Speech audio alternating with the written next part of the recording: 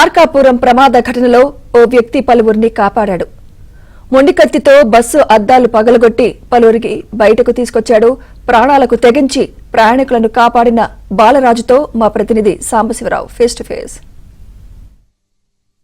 Markapuram bus ప్రమాద ఘటనలో ఒక ఆసక్తికరమైన సంఘటన వెలుగు చూసింది. బస్సు ప్రమాదం జరిగిన సమయంలో తన ప్రాణాలకు ముప్పు ఉందని తెలిసినా కూడా తోటి వారిని కాపాడాలని ఒక మానవత్వంతో బాలరాజు అనే వ్యక్తి బస్సు అద్దాలను పగలగొట్టి తన శాయశక్తిలో కొంతమందిని కాపాడి ప్రాణాల నుంచి కాపాడి ప్రస్తుతం మార్కాపురం ప్రభుత్వ ఆసుపత్రిలో చికిత్స పొందుతున్న పరిస్థితి అయితే ఉంది. అసలు ఇతను ఎక్కడి నుంచి వస్తున్నాడు, ఆ ప్రమాదం జరిగినప్పుడు ఏం జరిగినది కూడా ఇతను ప్రత్యక్ష సాక్షి. బస్సులో ఉన్నాడు. బస్సులో ఉండటమే కాకుండా అద్దాలను పగలగొట్టి దాదాపు 7-8 మందిని కూడా బస్సులో నుంచి బయటికి లాగి కాపాడి వారి ప్రాణాలకి ప్రాణభిక్ష పెట్టిన వ్యక్తిగా మిగిలాడు. సార్ చెప్పండి, మీ పేరేంటి, మీరు ఎక్కడి నుంచి వస్తున్నారు? నా పేరు బాలరాజు సార్. మాది కిష్టంపల్లె విలేజ్, హనుమంతులపాడు మండలము. మేము సిరికొండ మండలంలో గత 6 సంవత్సరాల నుంచి నేను అక్కడే పని చేపిస్తుంటా, మేస్త్రి పని. మనుషులకు అవసరమైంది, మనుషుల గురించి ఊరికి వస్తున్నా. నేను వస్తా ఈ మార్కాపురం దాటిన తర్వాత ఈ ఘటన జరిగింది. అది ఈ కంకర టిప్పర్ ఒకటి ఇటు వస్తుంది మార్కాపురము. ఇది మార్కాపురం నుంచి పొదిలి వెళ్తుంది బస్సు.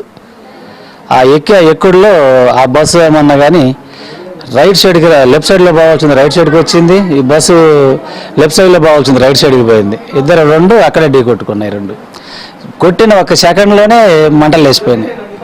మంటలు లేచి బాగా రగర్దూలిగా లేచిపోయి ఏడవలారు అంత చిక్కకపోయినాయి చాలామంది. ఆ తలకాయలలో ఎల్లబెట్టిన వాళ్ళు కొంతమంది దూకేదని భయపడుతున్న వాళ్ళని అద్దాలు పగలగొట్టేసి కొంతమందిని 7-8 మంది దాకా గింతకు వదిలేసిన.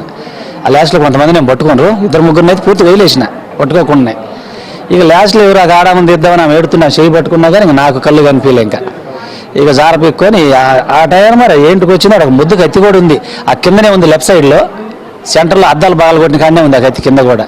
దానికి పిడి లేదు, ఏదో మట్టిలో ఉన్న ఎప్పుడో పాతది ఉన్నట్టుగా సిలుం బట్టి ఉంది.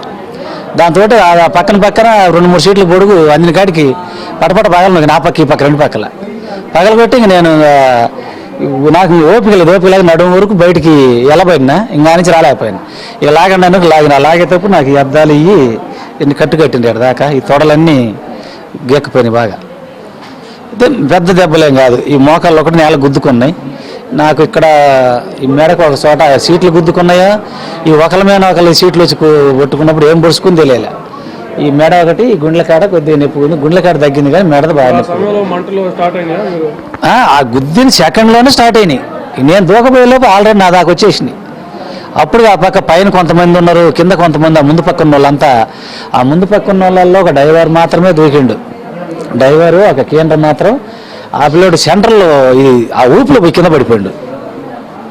ఆ గేట్ కాడ నుంచి కింద పడిపోయాడు. ఆ డీజిల్ పైన పడి ఒళ్ళు మొత్తం బాగా భయంకరంగా కాలింది. ఆ పిల్లడు ఇప్పుడు దాకా ఏడే ఉన్నాడు. ఆ కేంద్ర పిల్లడు కూడా భయంకరంగా కాలింది ఆ అబ్బాయికి. మరి ఒంగోలు తీసుకెళ్ళిండ్రా మరి ఇక్కడ ఉంటా తెలియదు. ఇప్పుడు ఆ బస్సులో ఏమన్నా రసాయనాలు కానీ ఇట్లా డీజిల్ క్యాన్లు కానీ అట్లాంటి ఏమైనా ఉంటే గుర్తించారు? అట్లాంటి ఏం లేవు. అంతా కూడా ఎక్కువ బేల్దారి పని చేసే పిల్లలు ఉన్నట్టుండ్రు. ఆ బస్సు కూడా కొంచెం అట్ట ఎల్లేజ్లో ఎమ్మిటి లాస్ట్లో అవుతుంది. అది 6 నుంచి ఇట్లా లాస్ట్లో అవుతుంది. ఇదంతా పనిచేసే వాళ్ళే ఉన్నారు ఎక్కువ శాతం. ఇప్పుడు మీ కళ్ళ ముందు చనిపోయారు ఎంత చాలా మంది? దగ్గర నాకు తెలిసి అయితే 20 మంది లోపు ఉండొచ్చు, 18 మంది ఆ మధ్య దాకా ఉండని. బండి మొత్తం ఫుల్ అయ్యి ఉన్నారు. అక్కడి నుంచి ఇక్కడ దరిసే వినకుండా అక్కడ మాత్రం ఒక 2-3 దిగాలని వాళ్ళు డ్రైవర్ దగ్గర నిలబడ్డారు.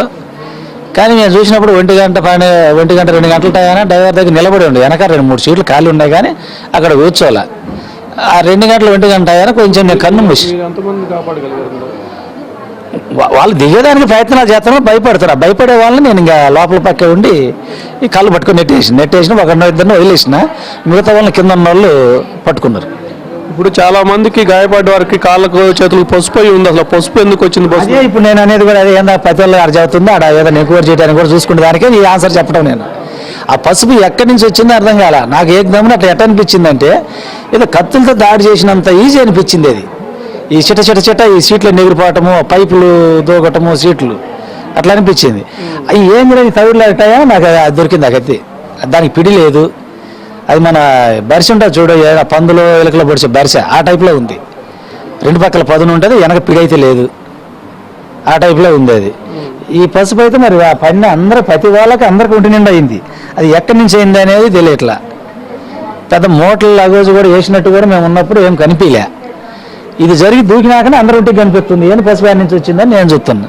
బస్సులోకి గాయపడిన చాలా మంది వ్యక్తుల ఒంటి మీద పసుపు అయి ఉంది. అసలు ఆ పసుపు బస్సులోకి ఎందుకు వచ్చింది, పసుపా లేక ఏదైనా పేలుడు పదార్థమా అనేది, రసాయన పదార్థం అనేది కూడా అర్థం కాని పరిస్థితిలో ఉంది. దీనిపై కూడా ప్రభుత్వం కానీ పోలీసు యంత్రాంగం కానీ విచారణ చేయాలి. మార్కాపురం జిల్లాలోని రాయవరం బస్సు ప్రమాద ఘటనలో బాలరాజు ఒక హీరోగా దాదాపు 6 కాపాడిన సంఘటన అయితే ఇప్పుడు అందరి నుంచి కూడా అభినందనలు అయితే వెలువడుతున్న పరిస్థితి అయితే ఉంది. మిగతా వారు కూడా గాయపడి వారందరూ కూడా కోలుకొని త్వరగా ఇంటికి చేరాలంటూ కూడా బాలరాజు కోరుకుంటున్న పరిస్థితి.